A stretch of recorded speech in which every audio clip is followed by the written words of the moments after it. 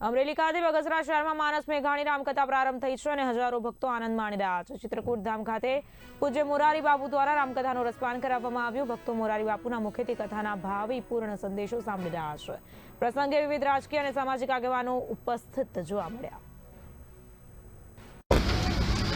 બગસરા ગામ બગસરાનું પાદર મેઘાણી માનસ કથા જ્યારે થઈ રહી હોય આજ હું અહીંયા આવ્યો છું, મને સાંભળવાનો મોકો મળ્યો।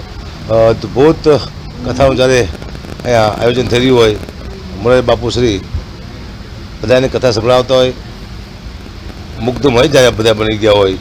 એટલું હજારો માણસો આવ્યું છે, હજારો માણસ અહીંયા ભોજન લે છે, હજારો માણસો ભાવ ભક્તિથી બાપુને સાંભળે છે અને એવી અદ્ભુત રામકથા આજે સાંભળવા મળી અને એમ થાય છે કે હવે જ્યાં સુધી પૂરી ન થાય ત્યાં સુધી અહીંયા રોકી જઈ એવા હર એક વ્યક્તિના હૃદયમાં છે।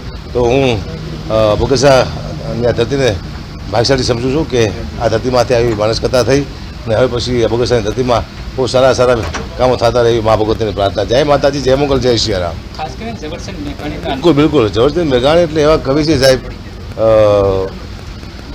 નાના છોકરાના કંઠે છે પણ ઝવેરચંદ મેઘાણીનું નામ। બીજી વાત એ કરું કે પાઠમાં પણ ઝવેરચંદ મેઘાણીના નામ આવતા હતા। અમે નાના ત્યારથી સાંભળતા આવીએ છીએ। ચાંદ કન્યા જેવા જેને ગીતો લખ્યા છે મેઘાણી સાહેબે, અને એની યાદી થઈ એટલે બહુ મોટી વાત કહેવાય। કારણ કે આવા કવિને અત્યારે આવી કથામાં યાદ કરવા અને બગસરામાં મેઘાણી માણસની કથા નામથી ઓળખ આપી એટલે બહુ મોટી વાત કહેવાય। એટલે મેઘાણી સાહેબનું જે આ કરેલું અત્યાર સુધી કવિતો છે એ સાર્થક કહેવાય। એટલે હું અહીંથી ધન્યવાદ આપું છું આ બગસરાની જનતાને। પૂજ્ય મોરારી બાપુ જે અદ્ભુત કથાનું વાંચન કરી રહ્યા છે, બધાને મજા આવે છે, આનંદ આવે છે અને ફરીવાર પાછી અહીંયા કથા બીજી વાર થાય એવી મારી પ્રાર્થના। જય સિયારામ।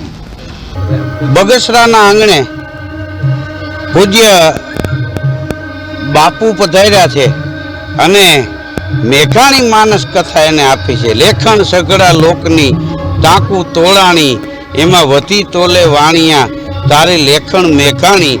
તારી કવિતા તણા જેને પીધા હોય પાણી, એને લાખો સમુદ્ર લાગશે મોલાય મેઘાણી।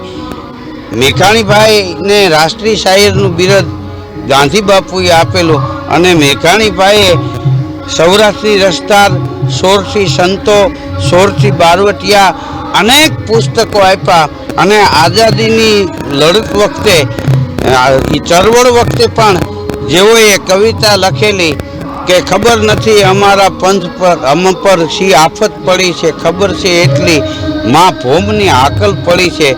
આવા કવિની યાદમાં રામકથા બાપુએ મેઘાણી માનસ કથા આપી છે અને હજારો માણસો અહીંયા ઉમટ્યું છે કથાનો અને મહાપ્રસાદનો લાભ લે છે। મેઘાણીભાઈના પૌત્ર પિનાકીભાઈની પણ ઉપસ્થિતિ છે। અહીંયા સાધુ સંતો, કવિ કલાકારો, કથાકારો બધા આવ્યા છે। હું પણ આજે આ કથામાં આવ્યો છું અને આ માહોલ જોઈ અને હું પણ રાજી થયો છું કે અદ્ભુત આયોજન છે અને ખૂબ સરસ રીતે લોકો રામકથાને, મેઘાણી કથાને, મેઘાણી માનસ કથાને માણે છે। તો આવા આયોજન થતા રહીએ એવી મારી શુભકામના।